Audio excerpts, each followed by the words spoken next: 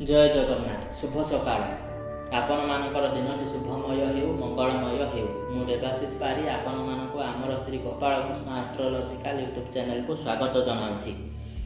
जे मानकर मीन राशि से मानकर लग्न रे शुक्र शनि राहु रवि बुध को भली पांचटी ग्रह रही पंचग्रह कूट करुचंती एवं लग्न ठारू तृतीय भाव में देवगुरु बृहस्पति पंचम मंगल सप्तम चंद्र एवं केतुक भली दुईटी ग्रह जुक्ति कर बसुंट यहीपरि भाव में आपणकर मास प्रारंभ ग्रह दशा रहुअछि। तेणु जे मानकर मीन राशि से मासटी शुभाशुभ मिश्रित मध्यम धरणर फल प्रदान करिबो। आपण माने जदि अन्य कौनसी भी राशिफल जानिबा चाहूँगी तेबे आम वीडियोर लास्ट रे वीडियो आइकन दिया जाइछि से ही वीडियो आइकन को क्लिक करी जांतु एवं अन्य जेकोसी भी राशिर मासिक राशिफल देखंतु। आपण आपनकर स्वास्थ्य प्रति सावधान रहिबा निहाती आवश्यक अटे। निजर स्वास्थ्य प्रति सचेतन रहंतु, ठीक समय रे खाद्य ग्रहण करंतु एवं ठीक समय रे सुवंतु एवं कौनसी भी सामान्य असुस्थता स्थल रे डॉक्टरंकर परामर्श क्रमे औषध सेवन करंतु। एही मासरे आपण अधिक शारीरिक परिश्रम करेंगे। रहुथिबा स्थान किंबा जन्मस्थान ठारू पश्चिम किंबा उत्तर पूर्व ईशान्य कोण दिगरे आखपाख जगह को बारंबार यातायात चालू रखिए एवं अधिक शारीरिक परिश्रम करेंगे, किंतु परिश्रम अनुसार फल प्राप्ति अहेतुक भाव में विलंब देखा। छात्र छात्री मासटी शुभजनक रहूना। छात्र छात्री माने पाठ पढ़ा समय बारंबार अन्यमनस्क रहिबे, पढ़िथिबा पाठ भूलीजिबे, तेणु परीक्षा रे भल भाव में प्रदर्शन करिपारिबे नाही। तेणु छात्र छात्री माने पाठ पढ़ा क्षेत्र में अधिक ध्यान दे कठिन कठिन परिश्रम करने निहाती आवश्यक अटे एवं यह सहित माँ सरस्वती मंत्र उच्चारण करंतु एवं माँ सरस्वती दिव्य कवच धारण करंतु। यह द्वारा आपको शुभ फल प्राप्त हेबो।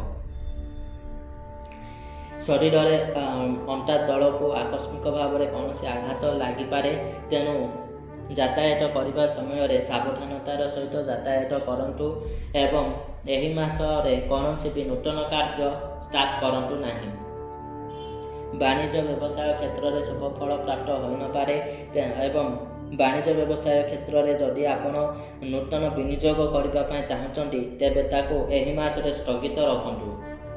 पार्टनरशिप बिजनेस क्षेत्र में अत्यंत सावधानता अवलंबन करंतु एवं जगी रखी चलंतु, नचेत क्षति सहवाक पड़िपारे। आवश्यक स्थले आपण धन वृद्धि यंत्र को धारण करने सहित व्यवसाय स्थल में वाणिज्य वृद्धि यंत्र स्थापन कर पूजार्चना करंतु। यह द्वारा शुभ फल प्राप्त हेबो। एवं पारिवारिक अशांति पारिवारिक दुश्चिंता दे आपण गति करि पारंती, किंतु सेथिरे भाव विहल न होई धैर्य धरंतु। भगवान को ऊपर भरोसा रखी कठिन कठिन परिश्रम करी आगको चलंतु। निहाती भाव में आपणकर समस्यार समाधान होई शुभ फल प्राप्त हेबो। मासटी भलरे जाउनथिबा हेतु आपण अत्यंत सतर्कतार सहित सावधानतार सहित कार्य करंतु।